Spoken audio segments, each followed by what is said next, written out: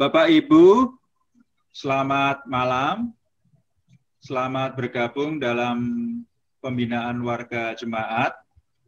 Kita bersyukur bahwa kita masih diberi kesempatan oleh Tuhan kita untuk berkumpul dan menikmati kegiatan pada malam hari ini.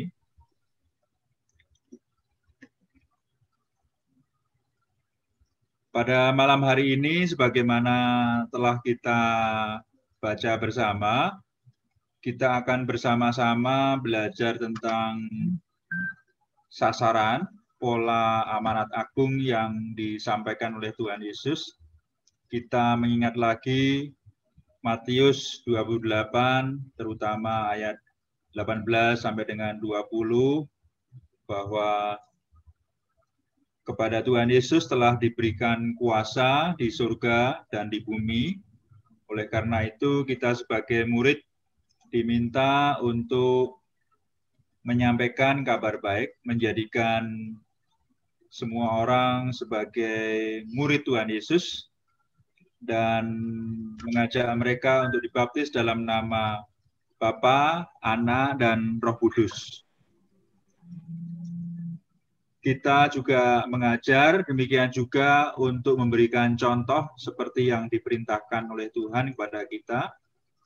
Nah, barangkali kalau Bapak Ibu memakai sepatu misalnya gitu ya, ada mereknya gitu ya, apakah merek Nike, Adidas, Puma, Bata, atau apapun gitu.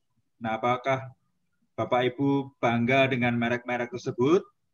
Kalau bangga biasanya kita pamerkan gitu ya, bahwa kita memakai merek tersebut gitu ya. Demikian juga ada satu pertanyaan yang menggelitik yang perlu kita renungkan bersama. Apakah kita bangga menjadi anak Tuhan? Apakah kita bangga dengan memakai merek Kristen, murid Kristus? Nah, inilah yang perlu kita renungkan bersama. Dan nanti Saudara Niko akan memimpin kita dalam diskusi tentang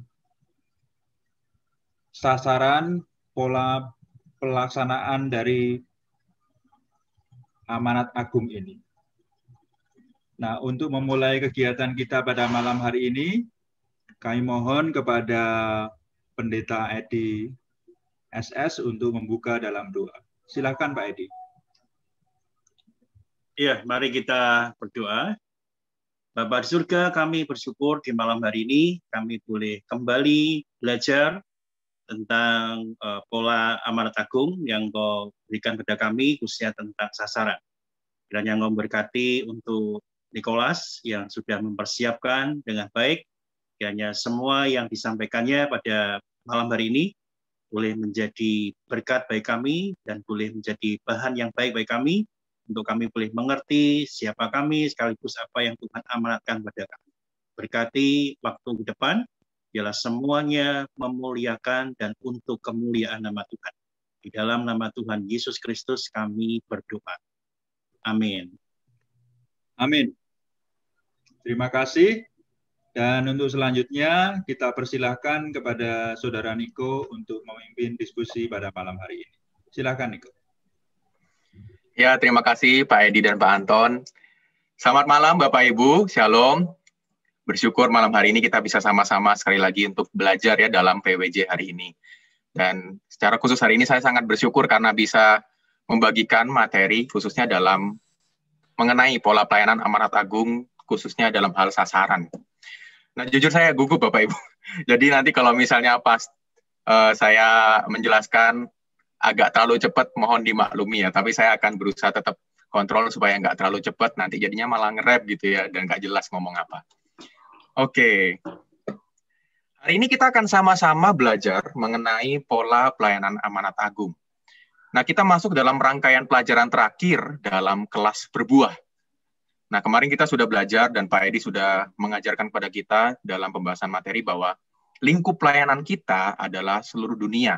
Dan di akhir PWJ Sabtu kemarin, kita juga belajar bahwa ada 3D yang dapat kita lakukan dalam menjalankan misi Tuhan, yaitu doa, dana, dan daya. Nah, hari ini kita akan sama-sama belajar mengenai pola pelayanan. Pola pelayanan ini pada dasarnya adalah pelajaran yang akan menjawab pertanyaan kita.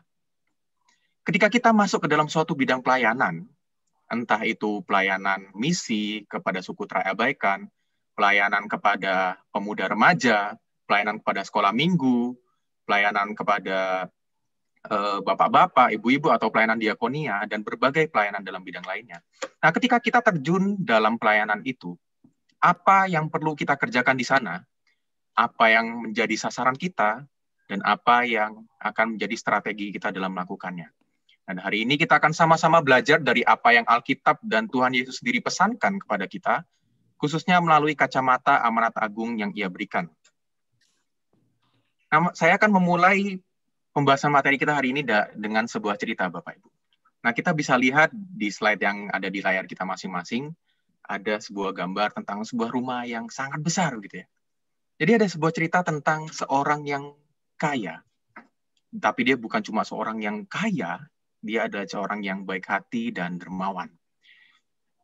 Kekayaannya sangat melimpah, hartanya ada di mana-mana, dan kita bisa lihat rumahnya sangat luas, sangat besar, Bapak Ibu. Kita bisa lihat pekarangannya sangat besar, dan rumahnya ini bertingkat, dan di dalamnya saya yakin pasti ada banyak barang-barang yang luar biasa bagus, gitu ya.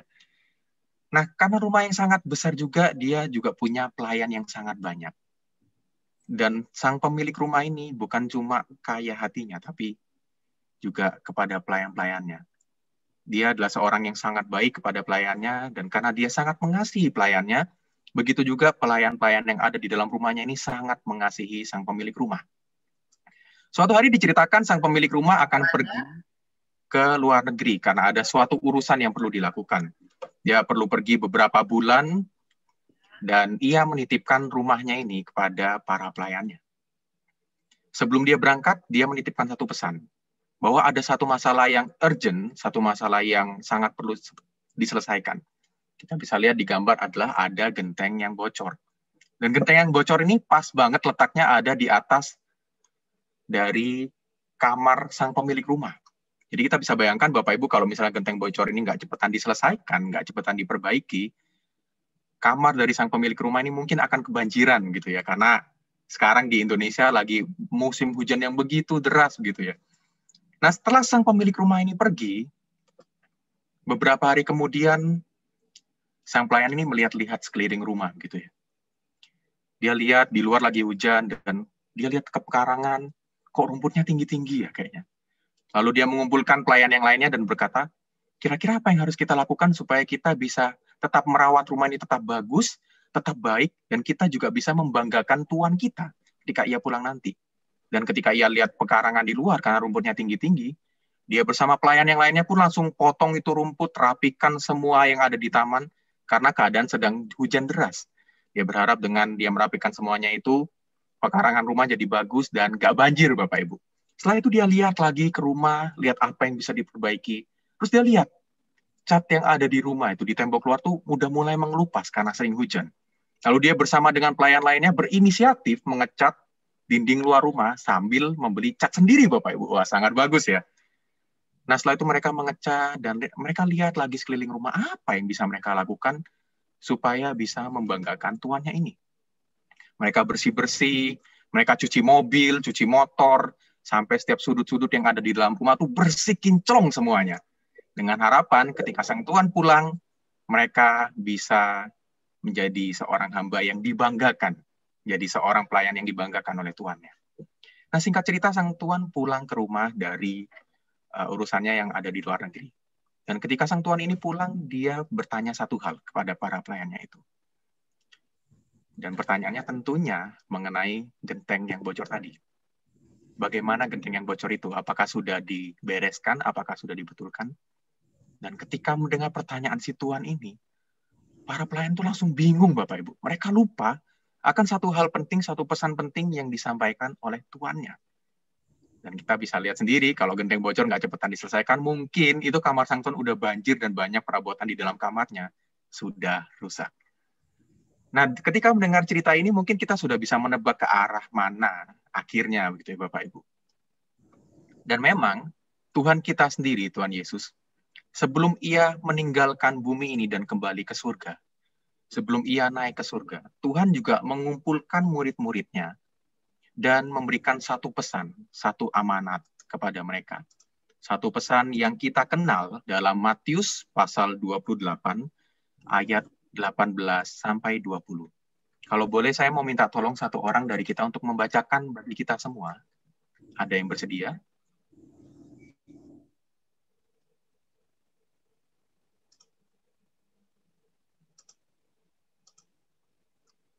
Saya minta tolong satu orang ya Bapak Ibu. Saya mau minta tolong. Nah, Bu Ati tuh mumpung bersuara. Boleh sekalian minta tolong bacakan Bu Ati dari Matius pasal 28 ayat 18 sampai 20.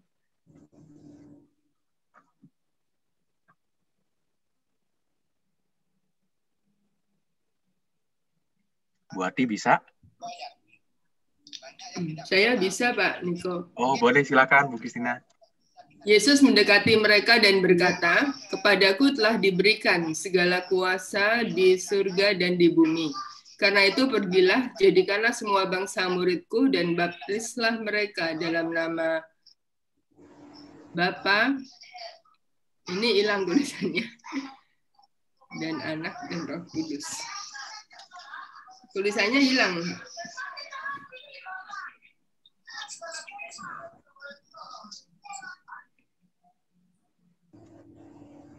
Boleh dilanjutkan Bu Kristina, ini udah muncul lagi nih tulisannya. Belum. Oh, belum ya Bu? Oke. Ya. Slide-nya lepas, Niko. Iya, Pak. Dan ajarlah mereka melakukan segala sesuatu yang telah kuperintahkan kepadamu. Dan ketahuilah, aku menyertai kamu senantiasa sampai kepada akhir zaman. Terima kasih Bu, terima kasih Pak Edi juga. Karena memang untuk operasikan OBS ini lumayan rumit ya Bapak Ibu. Jadi mohon maklum kalau misalnya ada sedikit gangguan begitu. Terima kasih Bu Kristina sudah membacakan untuk kita semua. Nah, Matius 28 ayat 18 sampai 20 ini satu bagian firman Tuhan yang saya yakin kita sudah sering dengar gitu Bapak Ibu. Kita mengenalnya dengan amanat agung dari Tuhan. Nah, sebenarnya tapi kalau kita baca dalam bagian ini, Tuhan Yesus nggak pernah mengatakan bahwa ini adalah amanat agung darinya. Jadi di Alkitab tuh nggak ada dituliskan amanat agung. Tapi beberapa penafsir pada akhirnya menyimpulkan dan memberi nama satu pesan yang Tuhan berikan ini sebagai amanat agung. Nah, kenapa diberikan nama amanat agung? Karena kalau kita perhatikan dengan seksama, Bapak Ibu, dalam satu bagian ini, ada beberapa kata-kata yang menyatakan mengenai keagungan, mengenai hal yang luar biasa, menyatakan tentang keseluruhan. Nah, dalam kata-kata yang di bold itu kita bisa melihat. Ada kata segala, semua, lalu segala lagi, segala sesuatu, dan senantiasa. Nah, yang pertama, Tuhan Yesus mengatakan, "Kepadaku telah diberikan segala kuasa di surga dan di bumi." Nah, satu kata ini menyatakan bahwa orang atau pribadi yang memberikan pesan, yang menyatakan pesan ini adalah seorang yang luar biasa hebat. Dan kita bisa menganggapnya bahwa dia adalah sang pencipta atau sang pemilik dunia ini. Karena tidak mungkin kalau dia bukan pencipta, tidak mungkin kalau dia bukan pemilik, dia bisa mengatakan telah diberikan segala kuasa di sorga dan di bumi. Kemudian lanjut lagi kita melihat Tuhan Yesus mengatakan, "Karena itu pergilah, jadikanlah semua bangsa muridku, dan baptislah mereka dalam nama Bapa dan Anak dan Roh Kudus." Kata semua bangsa ini menunjukkan sasaran yang ingin Tuhan beritahukan kepada kita semua. Dan semua bangsa, saya yakin ini sebuah lingkup, sebuah skop yang paling luas, Bapak Ibu. Karena kalau kita mau cari lagi, yang lebih besar dari semua bangsa, apa ya? Begitu ya. Jadi kita bisa menganggap bahwa ini adalah sebuah sasaran yang paling luas yang Tuhan berikan kepada kita. Yang menunjukkan akan suatu hal yang luar biasa. Suatu hal yang sangat agung. Gitu. Dan kemudian kita melihat Tuhan Yesus melanjutkan dengan mengatakan, "Ajarlah mereka melakukan segala sesuatu yang telah kuperintahkan kepadamu." Nah, segala sesuatu menyatakan bahwa orang-orang yang mengikuti Yesus dan melakukan amanat ini bukanlah seseorang yang melakukan dengan komitmen yang setengah-setengah. Tapi haruslah seorang yang melakukan dengan komitmen yang penuh. Karena Tuhan Yesus memerintahkan untuk mengajarkan mereka melakukan segala sesuatu yang kuperintahkan kepadamu. Dan yang terakhir, senantiasa menyatakan bahwa penyertaan Tuhan itu selalu menyertai kita hingga akhir zaman. Nah, inilah yang menjadi alasan kenapa beberapa penafsir dan banyak penafsir menyatakan pesan yang Tuhan berikan ini sebagai amanat agung Tuhan bagi kita semua. Bapak Ibu, kalau kita memperhatikan satu bagian ini mengenai amanat agung, sebenarnya di dalam bahasa aslinya, amanat agung ini terangkum dalam satu kalimat. Kalau dalam bahasa Indonesia ataupun bahasa Inggris memang nggak kelihatan, Bapak Ibu, secara struktur kalimatnya. Tapi sebetulnya dalam bahasa aslinya atau dalam bahasa Yunani, hanya ada satu induk kalimat dalam amanat agung ini. Dan kalimat itu adalah kalimat jadikanlah semua bangsa muridku. Jadi ada satu induk kalimat dan kalimat yang lain ini sebenarnya menjelaskan atau menerangkan bagaimana kita bisa melakukan induk kalimat tadi. Jadi sebetulnya Tuhan hanya memberikan satu amanat kepada para muridnya. Dan amanat agung itu adalah jadikanlah semua bangsa muridku. Di layar kita bisa melihat bahwa hanya ada satu amanat atau satu sasaran, yaitu jadikanlah semua bangsa muridku. Dan Tuhan Yesus juga memberikan kita paket lengkap, Bapak Ibu. Bukan cuma memberitahukan sasarannya saja, tapi Tuhan juga memberitahukan 3 karakteristik atau bisa dibilang 3 strategi yang bisa kita lakukan untuk mencapai sasaran itu. Tapi hari ini kita akan berfokus pada sasarannya saja.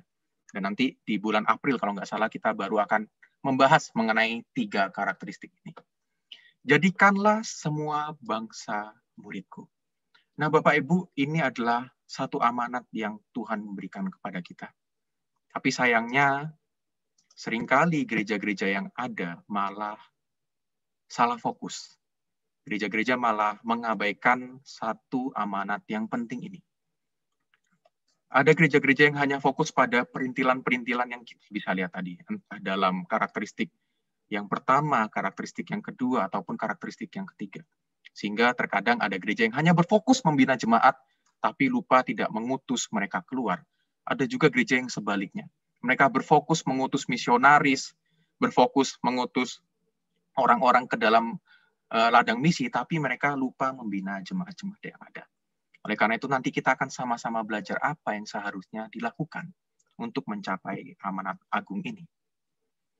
Itulah sebabnya banyak penulis, kita bisa melihat beberapa buku ini, banyak penulis yang berasal dari berbagai bidang, yang punya fokus dan kerinduan yang sama untuk menulis mengenai satu topik ini. Karena ini adalah satu topik, satu pesan utama yang Tuhan Yesus sampaikan kepada kita semua. Dan kita akan lanjut lagi, kita akan berfokus membahas kepada satu bagian mengenai kualitas, atau yang disampaikan di sini dalam kata muridku. Nah, Bapak Ibu, dalam bahasa Yunaninya, dalam bahasa aslinya, jadikanlah semua bangsa muridku ini dikatakan seperti ini. Nah, kita bisa lihat dalam yang di bold warna hijau tadi itu, tulisannya mateteusate, atau dalam akar katanya itu sebenarnya matetes. Dan itu adalah bahasa Yunani dari murid, Bapak Ibu. Nah, matetes atau kata murid ini sendiri sebenarnya punya konsep yang sedikit berbeda dengan kata murid yang kita pahami sekarang mungkin. Tadi saya cari di KBBI, kalau dalam KBBI itu murid cuma dijelaskan sebagai orang atau anak yang sedang berguru. Berguru dalam arti belajar atau bersekolah. Nah, konsep murid yang kita miliki saat ini hanya sebatas ini saja. Tapi kata matetes atau konsep murid yang Tuhan Yesus ingin nyatakan pada zaman itu adalah, dalam budaya Yahudi, kata matetes ini berarti orang yang sedang menjadi murid magang dari seorang rabi. Atau kalau dalam budaya Yunani, kata matetes berarti orang yang sedang belajar mengikuti filsafat atau filosofi tertentu, Bapak Ibu. Nah, oleh karena itu sebenarnya kata matetes di sini punya arti yang jauh lebih dalam daripada kata murid yang kita pahami saat ini. Nah, dalam PB kata matetes digunakan dalam beberapa bagian ini. Dalam kitab Injil dan Kisah Para Rasul khususnya. Kita bisa melihat dalam Markus 3 ayat 14, dalam Matius 28 ayat 16 yang menjelaskan mengenai 12 murid, Dan juga dalam Lukas pasal 10 ayat 1, Yohanes pasal 6 ayat 66, kata murid ini dijelaskan untuk menjelaskan mengenai pengikut Yesus dalam lingkup dan tingkat komitmen yang lebih luas. Ada juga dalam Matius 22 ayat 16 dan Lukas pasal 5 ayat 33 juga dijelaskan mengenai murid-murid dari kelompok dan tradisi lain. Kita akan baca satu bagian saja dari Lukas pasal 5 ayat 33. Lukas pasal 5 ayat 33. Boleh minta tolong kesediaan satu orang untuk membacakan bagi kita semua?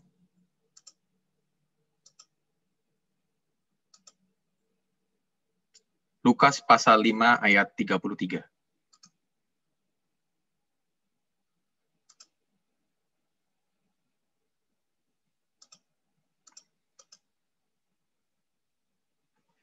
Saya boleh minta kesediaan Bu Retno untuk bacakan buat kita semua? Lukas pasal 5 ayat 33. Iya, betul.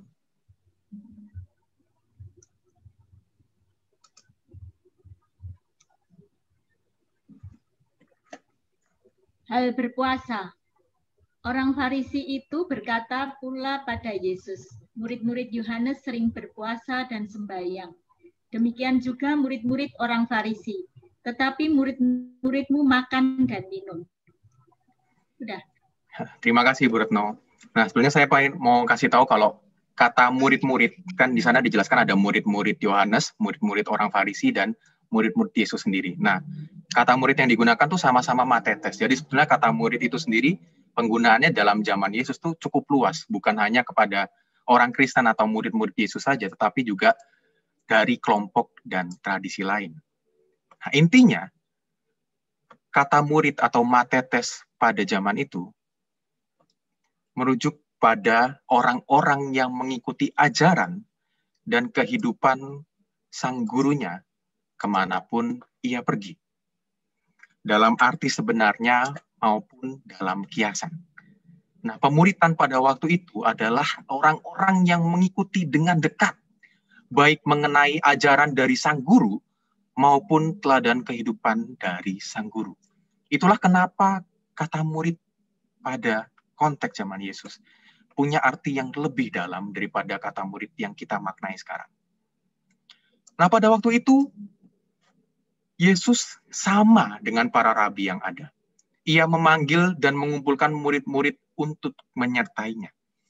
Tetapi Yesus juga sekaligus berbeda dengan para rabi yang ada pada masa itu. Karena Yesus memberikan pengertian tersendiri atau bahkan pengertian yang lebih dalam mengenai siapa yang dapat disebut menjadi murid-muridnya. Dan kita akan sama-sama melihat dalam Lukas pasal 14 ayat 25 sampai ke 35. Ada beberapa bagian ayat yang perlu kita perhatikan, khususnya dalam ayat 26, ayat 27, dan ayat 33.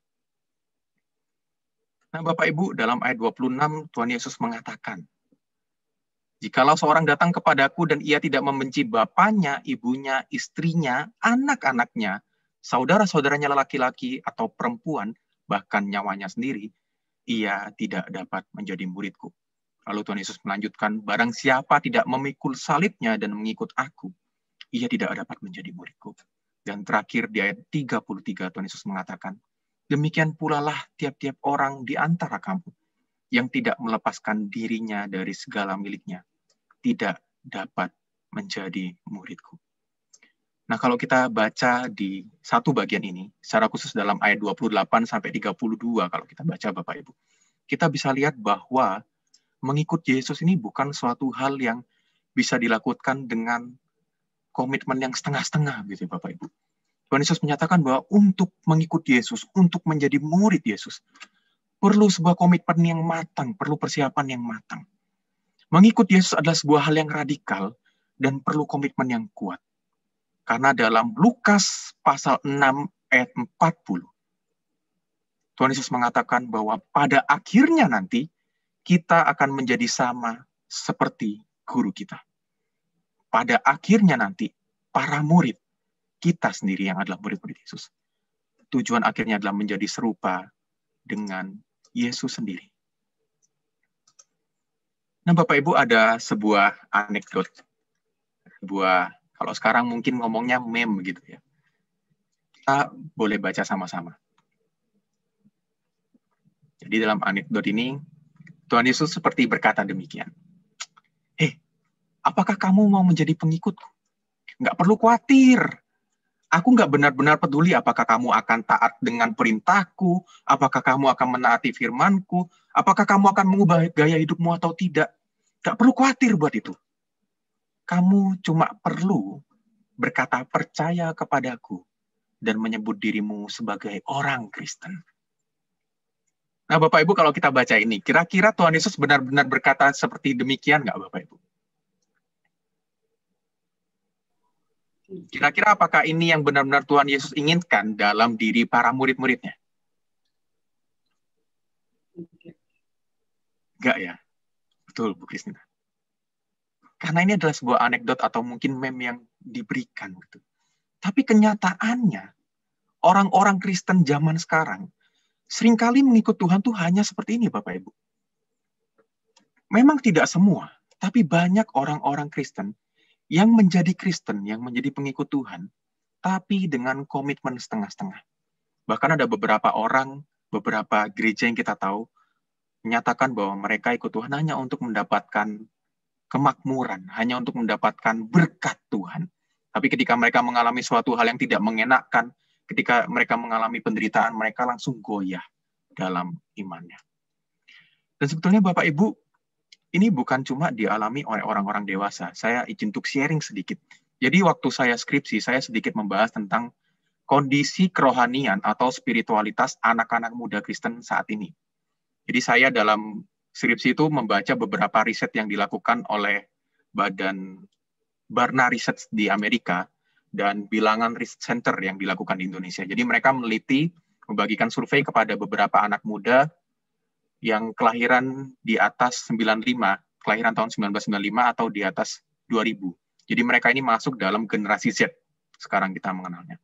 Nah, banyak dari anak-anak ini yang sebetulnya kondisi kerohaniannya, spiritualitasnya, bisa digambarkan dengan satu kalimat tadi yang kita baca. Jadi banyak dari mereka tuh yang jadi orang Kristen, yang ikut Tuhan, hanya sekedar karena keluarga mereka dari kecil adalah Kristen, hanya sekedar karena mereka merasa nyaman, merasa enak ketika jadi orang Kristen. Tapi ketika mereka ditanya lebih jauh, apa alasan mereka jadi orang Kristen? Mereka banyak yang bingung, Bapak Ibu. Dan ketika mereka menghadapi suatu hal yang tidak mengenakkan, mereka mulai bertanya-tanya tentang keberadaan Tuhan dalam hidup mereka. Nah, ini adalah satu hal yang sangat menakutkan sebenarnya.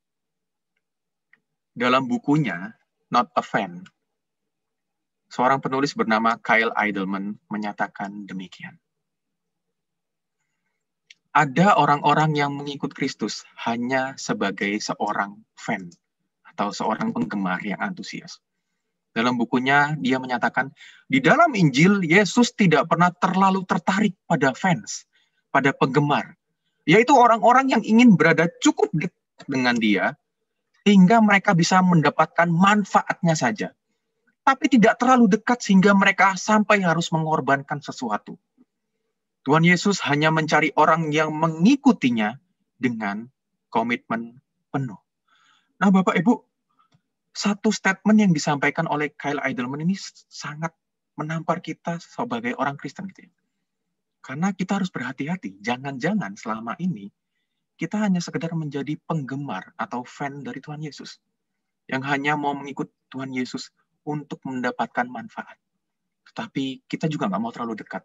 Karena ketika Tuhan Yesus menyuruh kita untuk memikul salib, untuk mengorbankan sesuatu, kita nggak mau melakukan itu.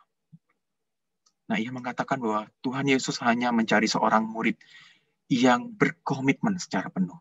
Dan bukan sekedar antusias saja.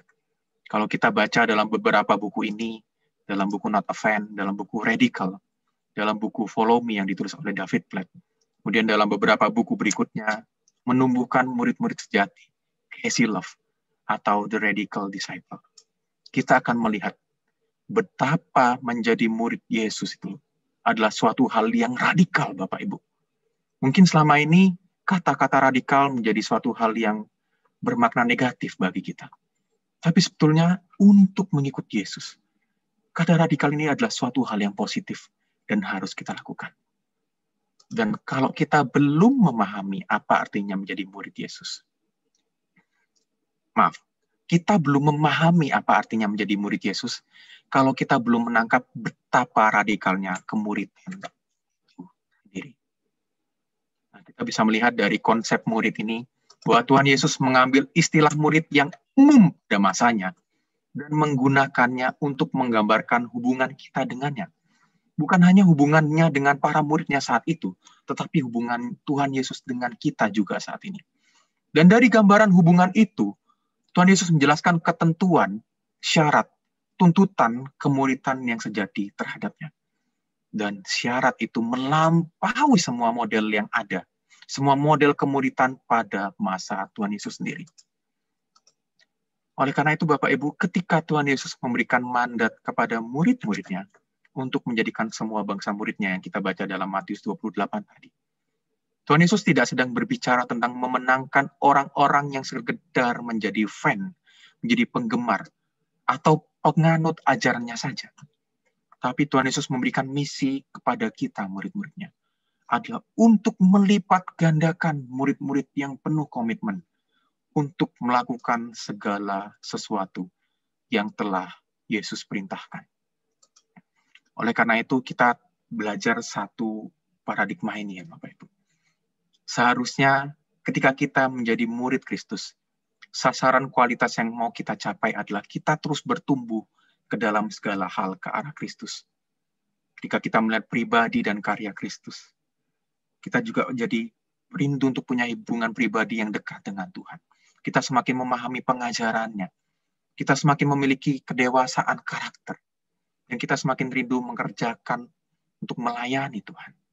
Dan pada akhirnya ketika kita melakukan semuanya itu, kita bukan cuma memahami, kita bukan cuma melakukan, kita juga menularkan hal ini kepada orang-orang lainnya. Nah, inilah yang seharusnya menjadi sasaran kualitas kita sebagai murid-murid Kristus, sebagai murid-murid Kristus yang sejati. Nah, itu tadi adalah bagian mengenai kualitas yang disampaikan dalam kata muridku dalam Amanat Agung yang kita baca tadi. Nah, kita akan lanjut lagi, kita akan sama-sama mempelajari mengenai kuantitas. Kalau tadi kualitas, sekarang kita akan berbicara mengenai jumlah kuantitas yang Tuhan Yesus sampaikan mengenai semua bangsa. Nah, dalam bahasa Yunaninya, dikatakan kata semua bangsa ini dalam bahasa aslinya dikatakan panta ta etne. Panta itu artinya semua, dan etne artinya adalah suku bangsa.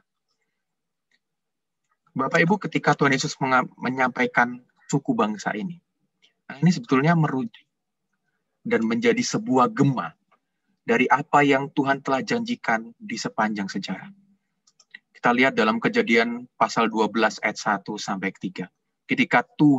Ketika Allah memberikan janjinya kepada Abraham, Tuhan menyatakan bahwa semua kaum di muka bumi. Dan kemudian dalam Wahyu pasal 7 ayat 9 sampai 16, kita bisa melihat bahwa Tuhan menyatakan bahwa nantinya kelak segala bangsa dan suku dan kaum dan bahasa akan menyembah Tuhan sebagai Raja, sebagai Tuhan mereka. Oleh karena itu, amanat agung yang Tuhan berikan dalam Matius 28 ini merupakan gema dari apa yang Tuhan telah janjikan di sepanjang sasaran, di sepanjang sejarah. Dan amanat agung ini, atau sasaran semua suku bangsa ini, adalah hal yang sangat penting. Karena ini adalah sasaran yang Tuhan telah kerjakan sepanjang sejarah. Dari zaman Abraham, dan nantinya Tuhan akan genapi juga ketika Ia datang kembali, seperti yang tercatat dalam kitab Wahyu tadi. Nah, Bapak Ibu, Sabtu yang lalu kita sama-sama belajar mengenai jendela 1040 ini. Nah, Sabtu yang lalu Pak Edi sudah menjelaskan bahwa dalam jendela 1040 ini, dalam 40 lintang utara ini dan 10 lintang utara, dan kita bisa belajar bahwa dalam satu kotak ini, dalam jendela ini, kita bisa melihat bahwa sebenarnya masih banyak orang-orang yang belum mengenal Tuhan. Masih banyak suku-suku yang belum mengenal Tuhan. Dan kemarin kita juga sudah tahu bahwa bahkan dalam beberapa puluh tahun terakhir, grafik grafiknya itu peningkatannya tidak terlalu signifikan, Bapak Ibu. Oleh karena itu sebenarnya jendela 1040 ini punya potensi yang sangat besar. Karena masih banyak orang-orang, masih banyak suku bangsa yang belum mengenal Tuhan dan perlu mendengar kabar Injil itu. Dan bukan cuma jendela 1040, ada juga jendela lainnya yang memiliki potensi yang sangat besar, yang dinamakan jendela 414 atau 414 window movement. Nah, ini berbicara tentang kelompok usia. Di dalam lingkup semua suku bangsa tadi, terdapat rentang umur yang berbeda-beda pula. Dan di dalam konteks strategi pelayanan, ada seorang ahli strategi misi yang mengatakan bahwa dalam jendela ini ada sebuah potensi yang strategis. Karena dia menyampaikan di usia 4-14 tahun, jadi di masa-masa inilah, anak-anak punya potensi yang besar untuk bisa mendengar dan merespon Injil dalam kehidupan mereka. Oleh karena itu, jendela 414 ini dipercaya sebagai sebuah jalan masuk yang baik, agar anak-anak dapat mengenal dan menerima Injil Kristus dalam hidup mereka. Itulah kenapa yang namanya sekolah minggu, yang namanya pelayanan pemuda remaja itu jadi suatu hal yang sangat penting. Dan terlebih kita juga harus ingat, itu bukan cuma tugas dari hamba Tuhan yang ada di gereja, tetapi juga tugas dari kita para orang tua untuk terus memberitahukan mengenai kabar Injil, berita Injil kepada anak-anak kita. Karena jendela 414 ini adalah suatu potensi yang sangat bagus supaya anak-anak dapat menerima Injil dan merespon Injil dalam kehidupan mereka. Kemudian selain jendela 414, ada juga jendela lainnya, Bapak Ibu, yang dikatakan sebagai jendela 9-5 window. Jadi kalau tadi 414 itu berkata tentang usia, 9-5 ini sebenarnya berkata tentang waktu gitu. Karena di dalam suku-suku bangsa tadi terdapat manusia juga yang memiliki berbagai macam pekerjaan yang berbeda. Nah, itulah sebabnya ada sebuah jendela lain yang dinamakan 9-5 window, yang artinya jam kerja seseorang dari jam 9 pagi sampai jam 5 sore.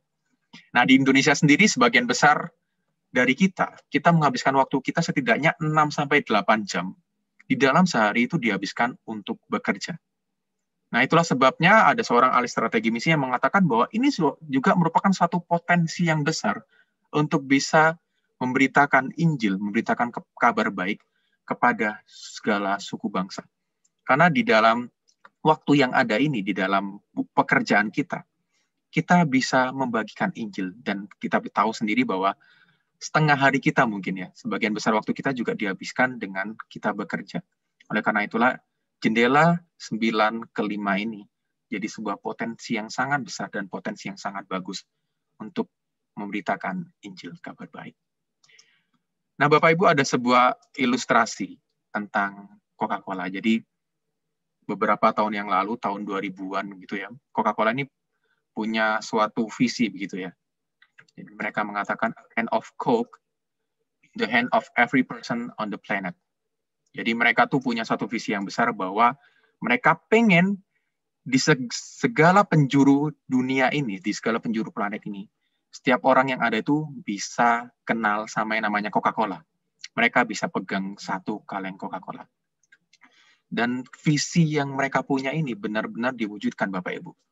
Kita tahu sekarang bahkan sampai di daerah India ataupun di daerah Afrika yang terpencil, orang-orang tuh kenal sama yang namanya Coca-Cola. Mungkin kalau di Indonesia dulu awalnya kita kenal sama botol kaca begitu ya.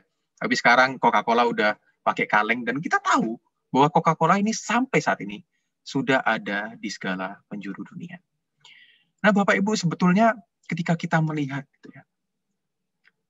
Kadang ketika kita mendengar satu pesan Tuhan dalam amanat agung ini, kita merasa itu satu hal yang sangat susah. Karena ketika kita baca ini satu hal yang sangat besar gitu ya. Sasarannya adalah seluruh dunia, seluruh suku bangsa gitu. Tapi sebenarnya apakah memang itu hal yang susah atau mungkin selama ini kita nggak tahu caranya? Buktinya tadi kalau kita lihat Coca-Cola gitu ya. Coca-Cola berhasil tuh untuk bisa mewujudkan misinya untuk bisa agar semua orang yang ada di seluruh penjuru dunia ini bisa tahu sama Coca-Cola. Nah, pertanyaannya, apakah kita sebagai orang Kristen tidak bisa melakukan itu? Apakah kabar baik, apakah Injil Tuhan tidak mungkin untuk sampai ke seluruh penjuru dunia ini? Apakah itu satu hal yang mustahil? Atau jangan-jangan selama ini kita punya pemikiran yang salah saja? Karena memang sebetulnya yang namanya menghasilkan murid-murid Kristus, agar kabar baik ini bisa sampai di seluruh dunia, diperlukan kualitas murid Kristus yang baik. Dikatakan bahwa menghasilkan kualitas murid Kristus merupakan kunci utama untuk menjangkau kuantitas semua bangsa. Untuk bisa mencapai kuantitas yang besar tadi, seluruh suku bangsa, harus dicapai terlebih dahulu kualitas yang baik. Dan Alkitab dengan jelas menyatakan bahwa Tuhan bermaksud untuk memadukan pemuritan tadi dan misi dunia ini secara strategis.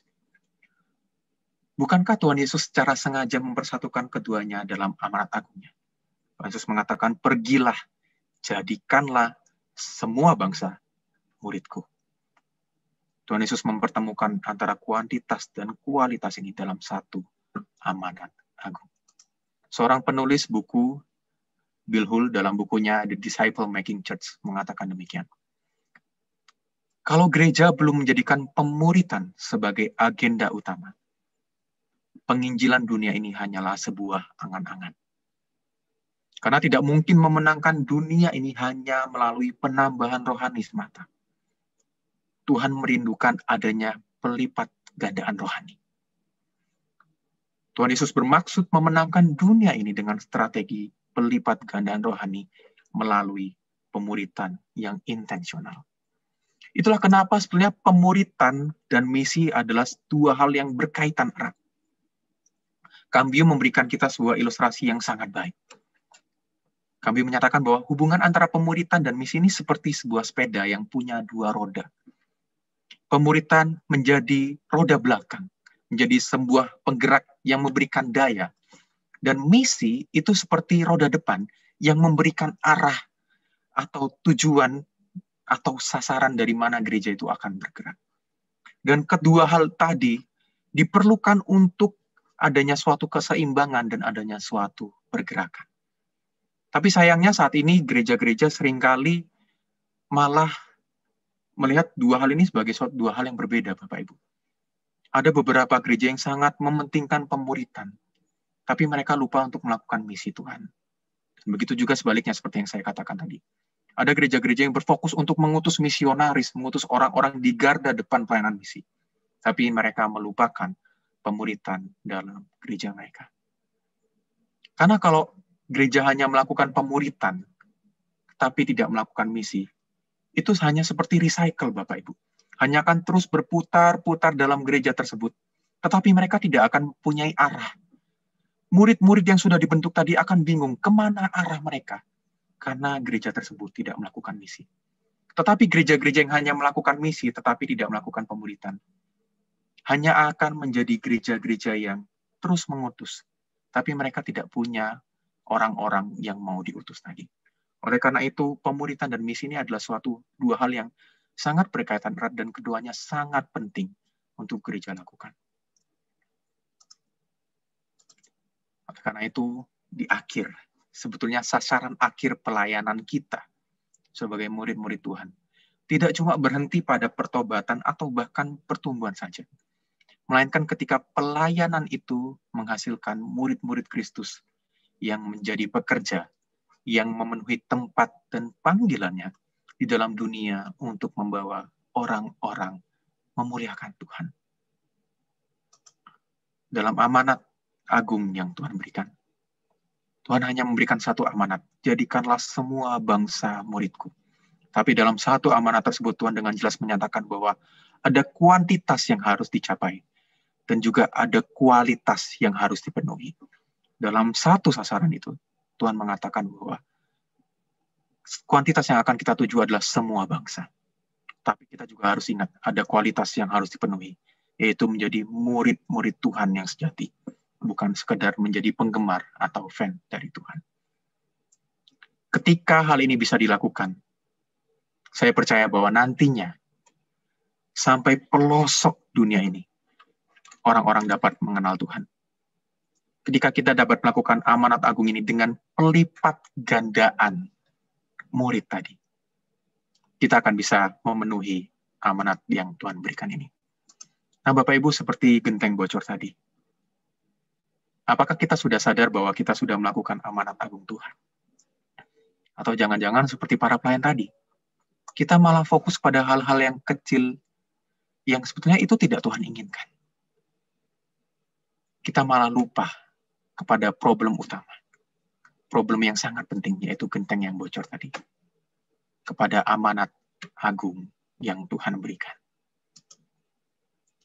Oleh karena itu kiranya kita bisa sama-sama terus ingat satu sasaran yang Tuhan berikan kepada kita ini. Untuk menjadikan semua bangsa murid Tuhan. Tuhan Yesus berkata, "Kepadaku telah diberikan segala kuasa di surga dan di bumi.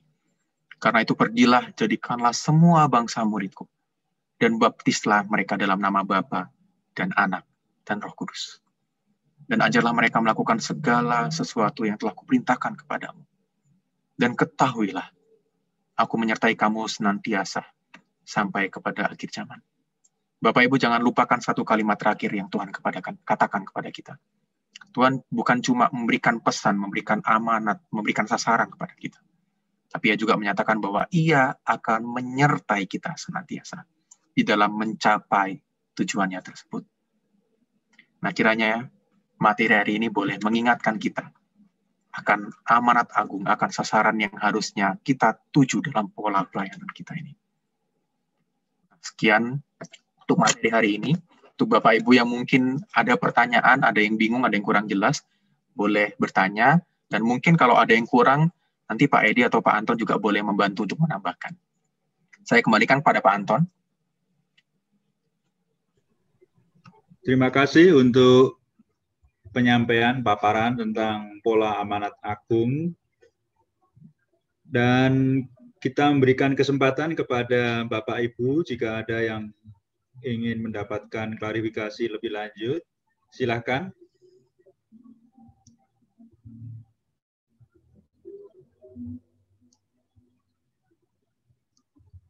Sambil menunggu, jika ada pertanyaan, ya, ada sharing begitu, kita ingat atau kita observasi bahwa 2000 tahun lebih ya sudah berlalu, masih banyak orang yang belum mendengarkan kabar baik. Mereka belum mendapatkan kesempatan ataupun belum memahami sesungguhnya kabar baik seperti apa, dan mereka pun juga belum hidup memuliakan Tuhan gitu ya.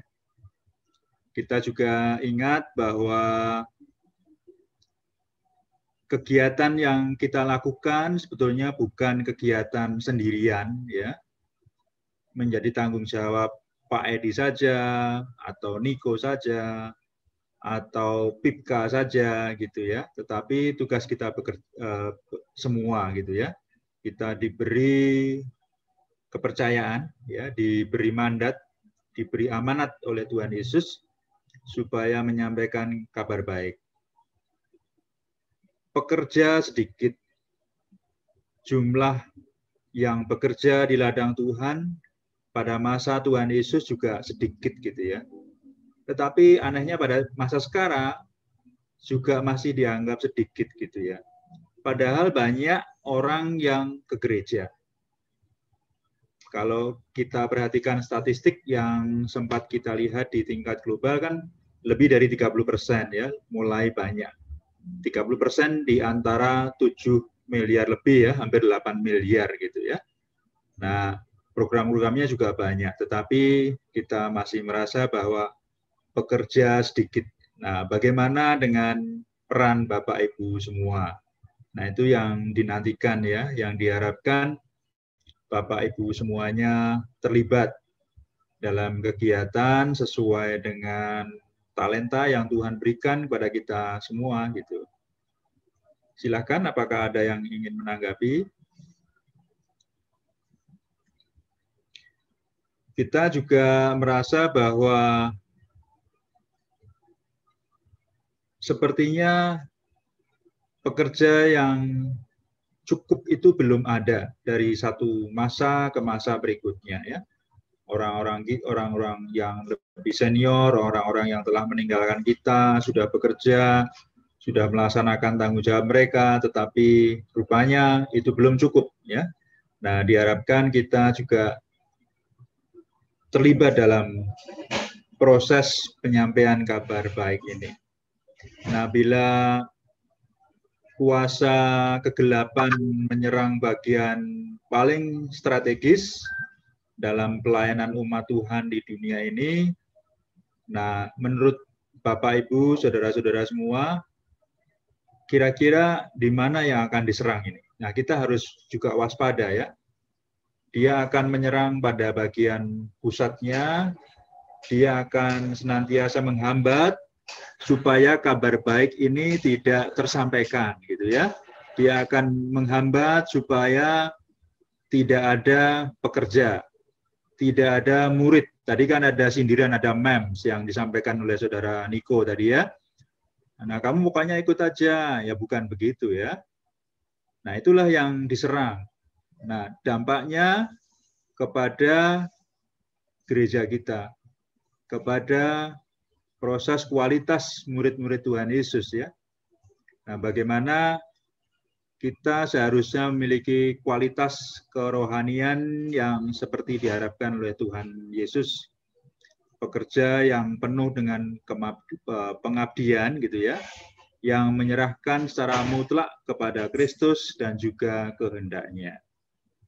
Nah, kira-kira demikian yang disampaikan oleh saudara Niko, dan Bapak Ibu semuanya, minggu depan kita libur, ya, untuk pembinaan warga jemaat. Nanti baru Sabtu berikutnya kita akan kumpul lagi.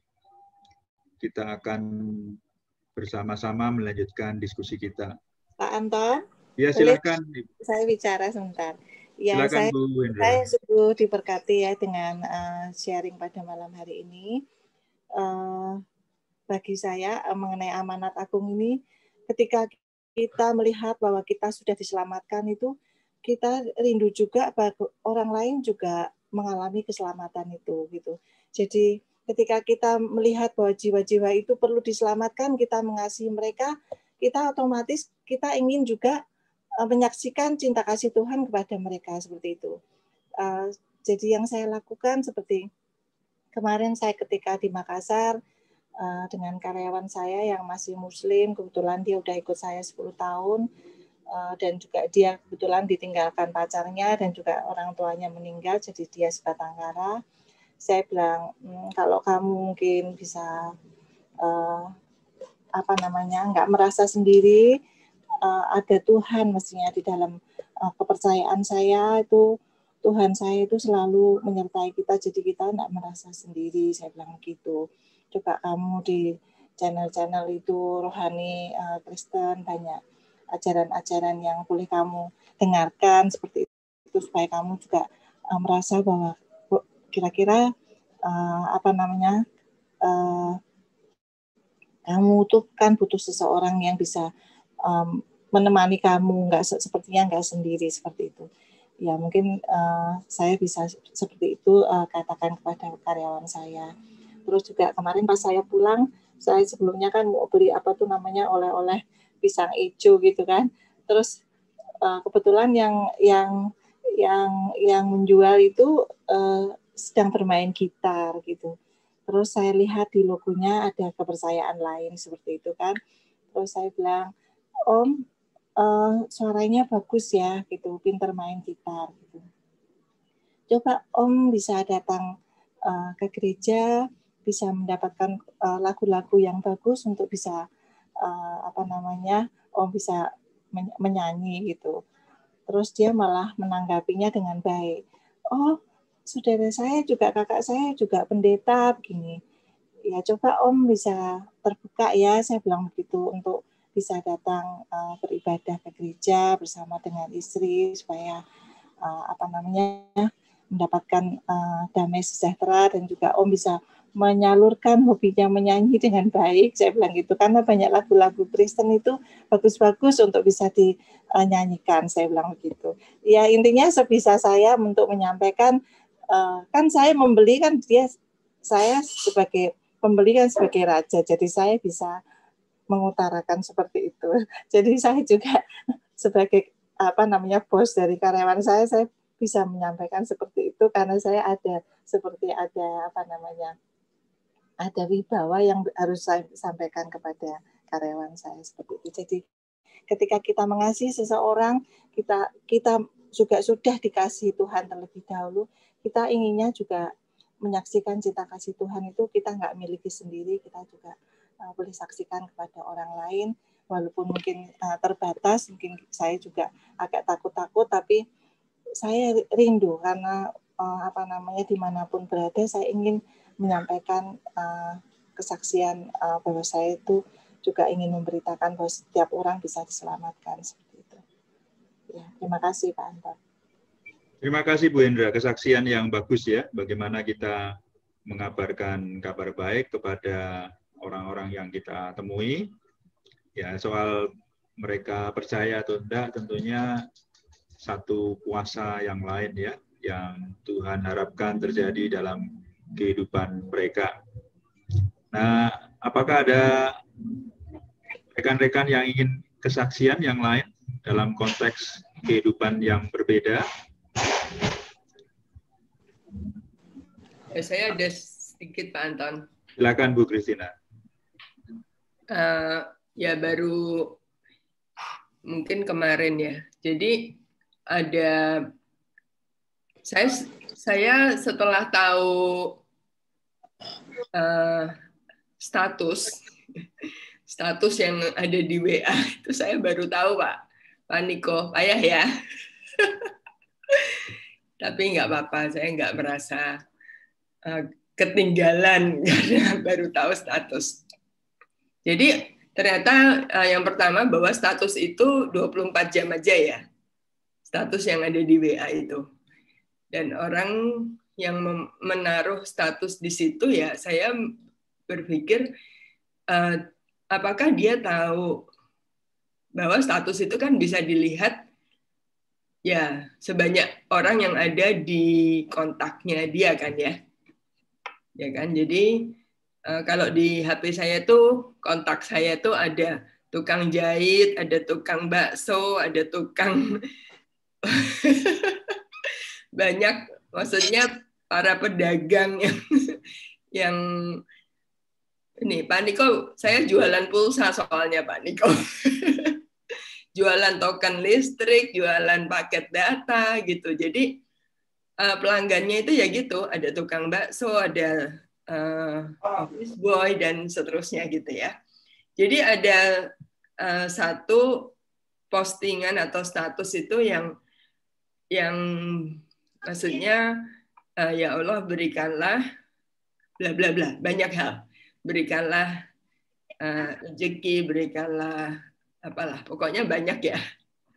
Lalu ya dia ada di HP saya, berarti sudah ada pertemanan begitu ya. Ya, jadi saya balas status itu, semua itu ada di dalam Isa Al-Masih. Saya bilang begitu. Semua yang Mas minta itu ada di dalam Isa Al-Masih ya. Itu satu contoh. Jadi ya ingin, mungkin saya kalau secara oral ya puji Tuhan sudah ya cukup sering lah ya. Maksudnya juga bicara dengan mbak saya.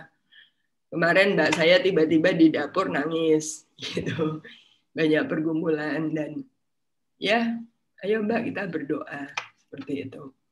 Dan banyak menemui orang-orang seperti itu ya sebenarnya di sekeliling kita itu banyak ya kalau kita mau terbuka gitu, walaupun keterbukaan itu berdampak kepada apa ya,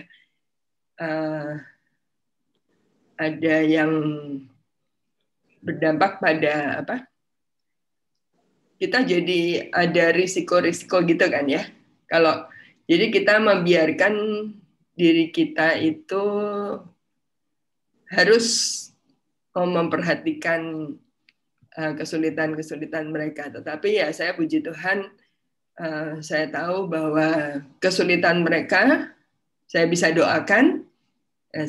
Seperti itulah kiranya Tuhan yang nanti campur tangan dan memberikan jalan keluar kepada saudara-saudara kita itu ya.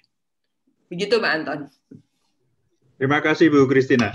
Nah, dari respon Bu Christina maupun Bu Hendra ini kira-kira Niko ada respon atau bagaimana? Silakan. Dua pengalaman yang sangat luar biasa sih Pak. Karena memang seringkali bahkan ya kita nggak sadar sih dalam hal-hal yang kecil di kehidupan kita tuh banyak kesempatan Tuhan berikan memang gitu ya. Dan ya kadang kita lupa gitu. Nah hari ini kita benar-benar diingatin kembali bahkan ya dari pengalaman Bu Hendra sama Bu Christina bahkan lewat status WA gitu ya. Terus ketika kita lihat karyawan kita mungkin sedang ada pergumulan, mungkin hanya dengan mendoakan atau dengan memberitahu satu kebenaran yang mungkin selama ini kita tahu dan bagi kita mungkin biasa-biasa saja. Tapi Tuhan juga bisa pakai semua itu jadi pintu masuk untuk mengetukkan di mereka sih. Jadi terima kasih banyak untuk sharingnya Bu Christina dan Bu Hendra. Ya, terima kasih Niko. Jadi ada banyak cara ya yang diberikan kepada kita saat ini. Apakah melalui gadget yang kita miliki, melalui komputer, melalui pewartaan, melalui obrolan, dan lain sebagainya ya. Nah, itulah yang dapat kita nikmati pada malam hari ini. Nanti pada tanggal 20 ya, 2 minggu lagi kita akan belajar profil-profil tentang yang dikehendaki oleh Tuhan itu seperti apa ya.